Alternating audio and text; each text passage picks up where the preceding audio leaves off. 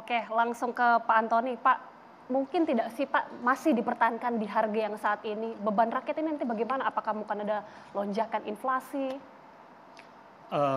Ini menarik tadi pernyataan dari Pak Maman, masyarakat tenanglah bahwa ini belum apa-apa.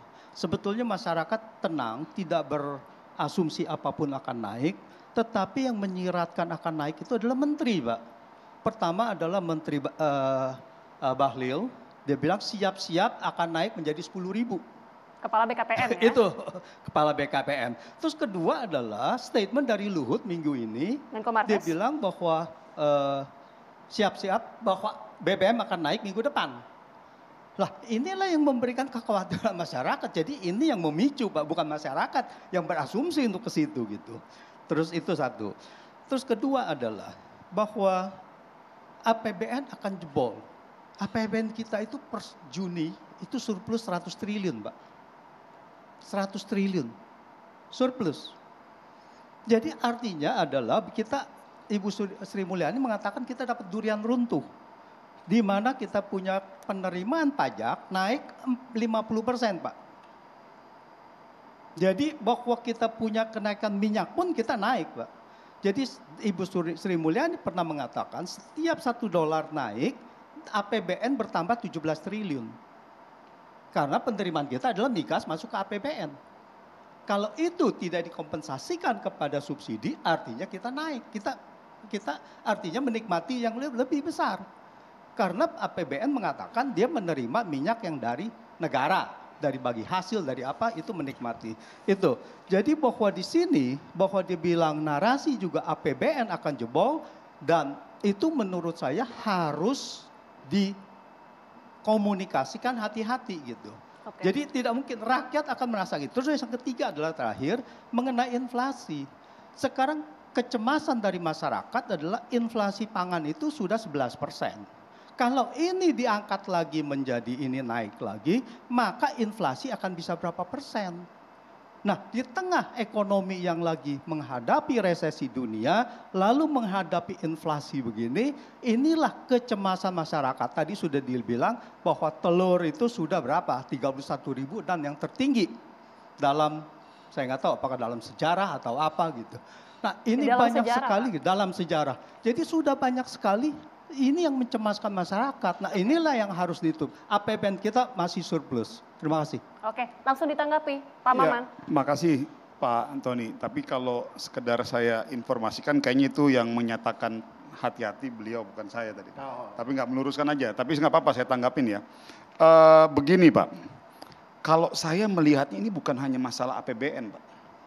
Yang saya perjuangkan hari ini adalah siapapun dia yang saya perjuangkan hari ini adalah mereka yang berhak mendapatkan subsidi. Jadi yang saya perjuangkan hari ini ini bukan masalah APBN bengkak, nggak ada APBN segala macam, bukan hanya sekedar itu, ada sesuatu yang jauh lebih substantif. Tapi terkait lonjakan inflasi tadi Pak? Nanti dulu Mbak, nanti saya akan terakhir, saya akan masuk ke situ. Yang mau kita perjuangkan hari ini adalah semua program kebijakan subsidi yang dilakukan oleh pemerintah harus tepat sasaran kepada pihak-pihak yang memang berhak mendapatkan. Jadi kalau mereka yang tidak berhak mendapatkan, ya jangan mencoba menikmatinya gitu loh. Di satu sisi ini jadi nggak bagus mental bangsa ini. Seakan-akan kita ini diajarkan masyarakat ini kalau lo yang mampu lo tetap kayak cheating gitu loh. Ini mohon maaf loh, saya harus berani sampaikan kayak gini loh. Contoh ya, kita Pertalite itu data 70% yang menggunakan Pertalite itu mobil roda 4. 30% itu motor.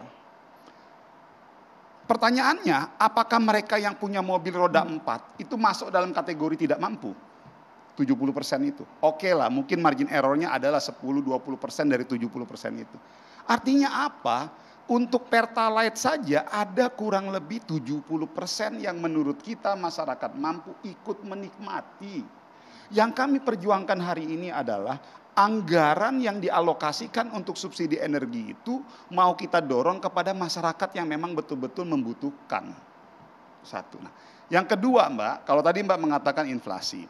Ini kembali lagi ya, kalau tanya ke saya dengan segala berat hati dengan segala resiko yang ada, saya harus berani mengatakan sudah saatnya pemerintah melakukan penyesuaian harga BBM, subsidi dan industri, subsidi dan Pertalite.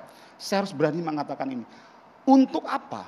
Untuk menghentikan atau mematikan peluang-peluang para oknum-oknum di bawah itu yang mereka itulah melakukan praktek-praktek menghisap darah rakyat yang sebenarnya. Oke, sudah saatnya melakukan penyesuaian. Namun dengan catatan, ya, ini apabila ya, namun dengan catatan, apabila pemerintah akhirnya dengan segala berat hati mengambil langkah itu, dahulukan dulu pengamanan daya beli tadi untuk mencegah adanya inflasi. Apa itu?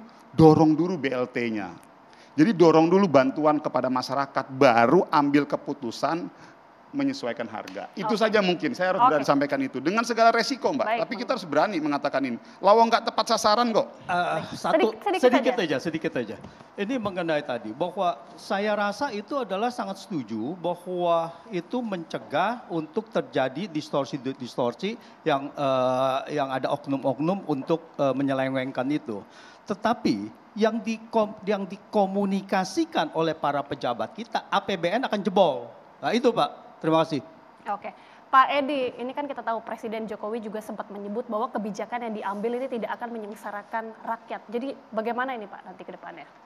Pada titik ini yang bisa kami sampaikan adalah seperti yang disampaikan oleh Bapak Presiden, bahwa kita sedang mengkaji, kita sedang menghitung, dan menghitung itu artinya ada beberapa opsi, bisa saja nanti keputusannya adalah bauran di antara berbagai pilihan kebijakan, tapi sampai saat ini ya belum diputuskan, dan kalau belum diputuskan berarti ya belum ada penyesuaian harga BBM bersubsidi. Itu aja yang bisa kami sampaikan pada saat ini, dan kalau tadi disampaikan bahwa kita mengarah kepada subsidi yang lebih tepat sasaran, pada akhirnya yang kita harapkan menikmati subsidi adalah kelompok menengah ke bawah, katakanlah demikian, kita setuju, dan memang pemerintah memang mengarah ke sana ya.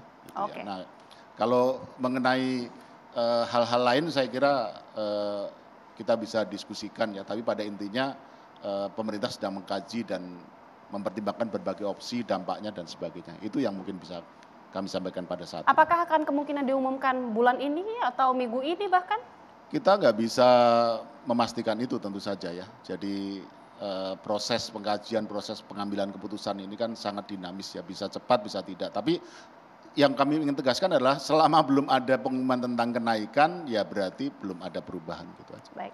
Ya. Terakhir Pak Satya, silakan. Ya, saya ingin mengomentari dari sisi ketahanan energi, karena di tengah daripada semua yang ada hari ini, kita berharap supaya jaminan pasokan terjaga, ya, dan daya beli masyarakat juga terjaga. Dengan demikian ketahanan energi kita bisa bertahan dengan baik. Dan lagi saya ingin mengingatkan bahwa Bapak Presiden mengatakan bahwa APBN kita itu dijaga, betul, karena di dalam APBN itu belanja tidak hanya subsidi, ya, sehingga kalaupun ada surplus tentunya juga itu digunakan untuk mengenerate belanja-belanja yang bisa meningkatkan pertumbuhan ekonomi. Jadi saya pikir kita harus arif dan bijaksana di dalam mengelola keuangan kita. Maka saya menghargai sekali bahwasannya Bapak Presiden menginginkan ini dihitung dengan cermat, ya, agar nanti keputusan apapun yang diambil tidak mengorbankan daripada niatan pemerintah, terutama di dalam nota keuangan kemarin sudah dikatakan pertumbuhan ekonomi di 2023 dijaga 5,4%, defisit jangan sampai lebih daripada 3%, ya, itu tentunya menjadi tujuan-tujuan yang akan membuat APBN kita lebih prudent di kemudian hari. Terima kasih. Kita akan nantikan bagaimana kemudian langkah yang dilakukan pemerintah, tapi terima kasih sudah berdiskusi Pak Satya Yuda, Pak Edi Priyono, kemudian Bang Maman Abdurrahman dan juga Pak Antoni Budiawan sudah berdiskusi bersama kami di Indonesia Business Forum. Sehat-sehat selalu, dan pemirsa demikianlah Indonesia Business Forum. Wakil yang bertugas saya Gita Mahlika mengucapkan terima kasih. Selamat malam, sampai jumpa.